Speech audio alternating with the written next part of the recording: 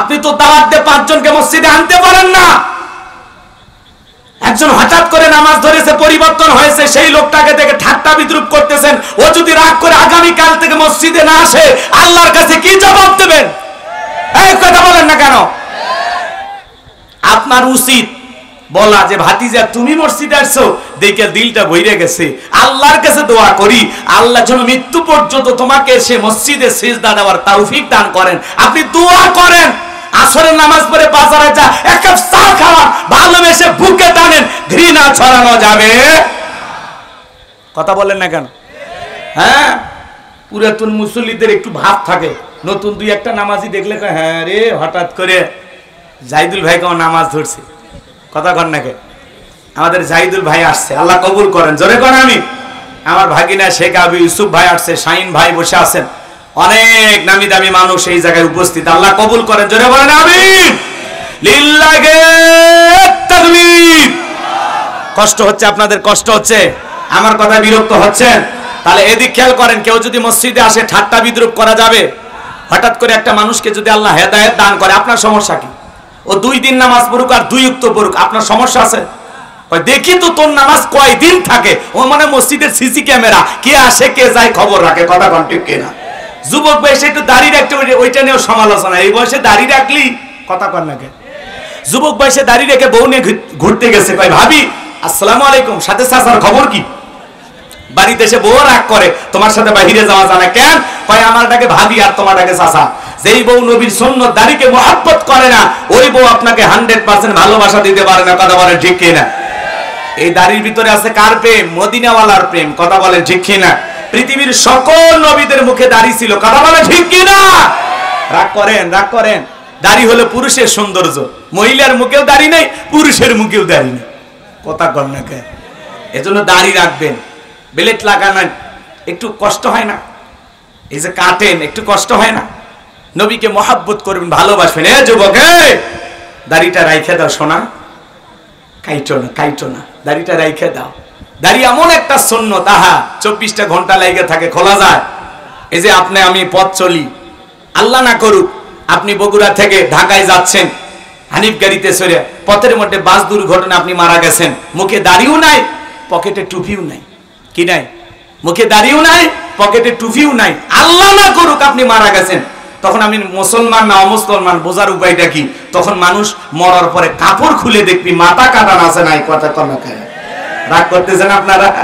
এই জন্য যদি মুখে দাড়ি থাকে দেখে বুঝে নেবে মুসলমান, টুপি থাকলে দেখে বুঝে নেবে মুসলমান। আপনার টুপিও থাকে না, মুখে দাড়িও নাই, মরার পরে মানুষ ইজ্জতটা খুলে দেখবে। কথা বলেন ঠিক কিনা? এজন্য মুসলমান হিসাবে হয় দাড়ি না হয় টুপি, দুইটার একটা নিয়ে ঘুরবেন। এই যে অনেক মুসলমান মাহফিলে আসছেন, মাথায় টুপি নাই।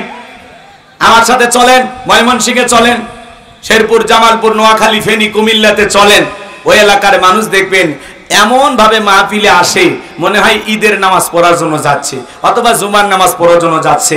কি সুন্দর সাইজা গুইজা, মাথায় টুপি দিয়া, কি সুন্দর জান্নাতি পরিবেশ, দেখেই ভালো লাগে। কোন সুবহানাল্লাহ। এরকম শ্রোতা হওয়ার দরকার আছে না? নাই। এখন যদি শ্রোতা হয় ওইরকম যে বিড়ি একটা খাইলো, মাঝখানে টান দিয়ে এসে বসলো, আবার একটু বিড়ির পিনি করছে, উঠে যা আবার একটা টান দিল, বাড়ি চলে গেল। অটো নিয়ে আসছে, ওর শুনতে যাওয়ার বেলায় করছে না বৈশাখের গান দে। কথা কয় না কে? এরকম মুসলমানও আছে না? নাই। তবে বগুড়াই নাই, কিন্তু বগুড়াই নাই, এগুলো অন্য জেলায় আছে। বগুড়ার মানুষ আল্লাহর ওলি। রাগ করতেছেন নাকি আপনারা? আমার ভাইয়েরা, তাহলে হাউজে কাউসারের পানি যেমন তেমন ভাবে চাইলেই হবে না। হাউজে কাউসারের পানি পান করতে গেলে কাজ করতে হবে 2টি। জোরে বলেন কয়টি? নবীর উম্মত হিসাবে কারা কারা সেই 2টি কাজ করবেন? 2 হাত তুলে দেখান। কাজ করবেন তো ইনশাআল্লাহ? আপনার মান কাজ করতে হবে কয়টি? আরো জোরে। আল্লাহ তাআলা সেটা 2 নাম্বার আয়াতে জানিয়ে দিয়েছেন। আমি কি ওয়াজ করব না দোয়া করব? কি বলেন? ওয়াজ কি চলবে? চলবে। শুনবেন তো ইনশাআল্লাহ? আল্লাহ রাব্বুল আলামিন বলেন ফাসাল্লিলি রাব্বিকা ওয়ানহার। বলেন বলেন, ফাসাল্লিলি রাব্বিকা ওয়ানহার। 1 নাম্বার হলো রবের উদ্দেশ্যে সালাত আদায় করা লাগবে। নামাজ হবে একমাত্র কার জন্য? قل إن صلاتي ونسكي ومحياي ومماتي لله رب العالمين। সূরা আনআম আয়াত নাম্বার 162। আল্লাহ রাব্বুল আলামিন জানিয়ে দিলেন, নবীজি আপনি বলুন, আমার নামাজ, আমার কুরবানি, আমার জীবন, আমার মরণ লিল্লাহি রাব্বিল আলামিন, আসমান জমিনের প্রতিপালকের জন্য।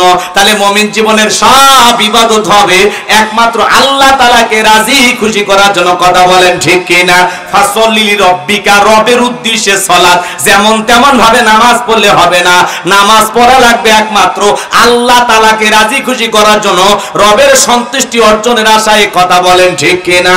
নামাজ যদি নামাজের মতো আদায় করেন, আমার আল্লাহ রাব্বুল আলামিন বলেন, ফালিয়াবুদু রাব্ব হাদাল বাইত আল্লাযী আত'আমাহুম মিন জু' ওয়া আমানাহুম মিন খাউফ। আরেকটু জোরে বলেন আল্লাহু আকবার। আমার আল্লাহ রাব্বুল আলামিন বলেন, এই ঘরের মালিকের ইবাদত করো। ইবাদত যদি ইবাদতের মতো হয়, বান্দা নামাজ যদি নামাজের মতো হয়, যে বান্দা 5 ওয়াক্ত সালাতে মাথা নত করে আমি আল্লাহকে সিজদা দিতে পারে, বান্দারে তোর নামাজ যদি নামাজের মতো হয়, রুকু সিজদা যদি সঠিকভাবে করতে পারো, আমি আল্লাহ রাব্বুল আলামিন তোমাকে দুইটা জিনিস দেব। যে বান্দা নামাজের মতো নামাজ আদায় করবে, রবকে খুশি করার জন্য সালাত আদায় করবে, আমার আল্লাহ সেই বান্দাকে দুইটা জিনিস পুরস্কার দেবে। এক নাম্বার, আল্লাহ ডেকে বলে, বান্দা আল্লাযী আত'আমাহুম মিন জু', আমি আল্লাহ এক নাম্বার তোমাদের জন্য রিজিকের ব্যবস্থা করে দেব। বলুন সুবহানাল্লাহ। রিজিক দেওয়ার একমাত্র মালিক কে? ও বগুড়ার মুসলমান ভাইরা, আপনার আমার এলাকায় রাত 1টা-2টার দিকে একটা প্রাণী বের হয়, কু কইয়া চিল্লায়, ওর নাম শিয়াল পণ্ডিত। চেনেন না? ওর নাম কি বলেন? শিয়াল পণ্ডিত। ওর নামে কি বগুড়া শহরের ব্যাংকের অ্যাকাউন্টে টাকা আছে, ওর নামে কি মুরগির হোটেল আছে। কিন্তু বলেন তো বাজান, ওই শিয়ালটারে খাওয়াই কে? আরেকটু জোরে কও। কষ্ট হয়? মন খারাপ করবেন না আমার ভাইয়েরা, দিল দিয়া কথাগুলো বোঝার চেষ্টা করবেন। একটা পাখি সকালবেলা খালি পেটে নির থেকে বের হয়ে যায়, সন্ধ্যা বেলায় ওই পাখির পেটটা ভরে বাসায় ফেরত আসার ব্যবস্থা করে কে? আল্লাহ যদি একটা পাখিকে খাওয়াইতে পারে, শিয়ালকে খাওয়াইতে পারে, আমরা হলাম আশরাফুল মাখলুকাত, কুনতুম খায়রা উম্মাতিন উখরিজাত লিন-নাস। আল্লাহ বলেন, তোমাদেরকে উত্তম জাতি বানাইলাম, ভিআইপি বানাইলাম, মর্যাদার আসনে বসাইলাম। আল্লাহকে আমাদেরকে না খাওয়ায় রাখবে? রিজিক দেওয়ার একমাত্র মালিককে। সমুদ্রের নীল তিমিকে আল্লাহ যদি টনকে টন খাবার দিতে পারেন, সে আল্লাহকে আমাদেরকে না খাওয়ায় রাখবে? আমরা আশরাফুল মাখলুকাত, রিজিক দেওয়ার একমাত্র মালিককে। وما من دابة في الأرض إلا على الله رزقها। সূরা হুদের ভিতরে আল্লাহ পাক জানিয়ে দিলেন, এই পৃথিবীতে এমন কোন বিচরণশীল প্রাণী নাই যার রিজিকের ব্যবস্থা আমি আল্লাহ আসমান থেকে করি না। ওই আটলান্টিক মহাসমুদ্রের 33,000 ফিট গভীর অতল পানি নিচে থাকা ছোট্ট একটা প্রাণী, তার রিজিকের ব্যবস্থাও আমি আল্লাহ আসমান থেকে করি। বলুন সুবহানাল্লাহ। তাহলে নামাজ নামাজের মতো আদায় করলে 1 নাম্বার রিজিক দেবেন তিনি কে? আর 2 নাম্বার, ও আমানাহুম মিন খাউফ, আল্লাহ তাআলা সকল ভয় থেকে নিরাপত্তা দিবেন। আমাদের অন্তরে ভয় আছে না নাই? আপনি বিকাশের দোকানদার, রাত 2টার দিকে বগুড়া শহর থেকে আপনি বেজোরা ছকপাড়া আসবেন, রাত 2টা বাজে, মনে মনে ভাবতেছেন, আল্লাহ পকেটে আমার 2 লাখ টাকা আছে, নিয়ে আমি বেজোরা চকপাড়া পর্যন্ত পৌঁছাইতে পারবো নাকি ছিনতাইকারীর কবলে পড়ে টাকা জান 2টাই হারাবো? ভয় আছে না নাই? চুরি ডাকাতির ভয় নাই? কথা বলেন, ভয় নাই? মেয়েটা কলেজে গেল, একা একা ফিরবে নাকি জামাই সাথী নিয়ে ফিরবে? ভয় আছে না নাই? মেয়েটা স্কুলে গেল, ভালোভাবে ফিরবে নাকি কারো লালসার শিকার হবে? ভয় আছে না নাই? চুরি দুর্নীতি টেন্ডার ভাবে চাঁদাবাজি খুন ধর্ষণের ভয় সমাজে আছে না নাই? এই সমাজে চুরি বন্ধ হবে সেই দিন আল্লাহর কোরআনের আইন দিয়া চোরের বিচার করা হবে যেই দিন। আজ থেকে 1,500 বছর আগে আল্লাহ আইন দিয়েছেন, ওয়াসারিকু ওয়াসারিকাতু ফাকতাউ আইদিয়াহুমা জাযাআম বিমা কাসাবা নাকালাম মিনাল্লাহ। আল্লাহু আকবার। আজ থেকে 1,500 বছর আগে আল্লাহ আইন দিয়েছেন সূরা মাইদার 38 নম্বর আয়াতে, চোর পুরুষ হোক আর নারী হোক, আল্লাহর বিধান, আল্লাহর ফয়সালা। অপরাধ যদি প্রমাণিত হয়, চোরের হাত কেটে দাও। একটা চোরের হাত কেটে সোশ্যাল মিডিয়ার মাধ্যমে যদি ফলাও করে প্রচার করা হতো, বাংলার পার্লামেন্টে আইন পাস করা হলো, চুরি করলে অপরাধ প্রমাণিত হলে হাত কেটে দেওয়া হবে। একটা চোরের হাত কেটে খালি মিডিয়াতে ফলাও করে প্রচার করে দেখেন, সমস্ত চোরেরা তওবা করে আল্লাহর ওলি হয়ে যাবে। কথা বলেন ঠিক কিনা? কে শোনে কার কথা? আজও গেল না মনের ব্যথা। এখন উচিত কথা যদি কই, পিঠের ওপর দিয়া যাবে মই। এই আনন্দে কিছু লোক কিনা খাবে স্পেশাল দই।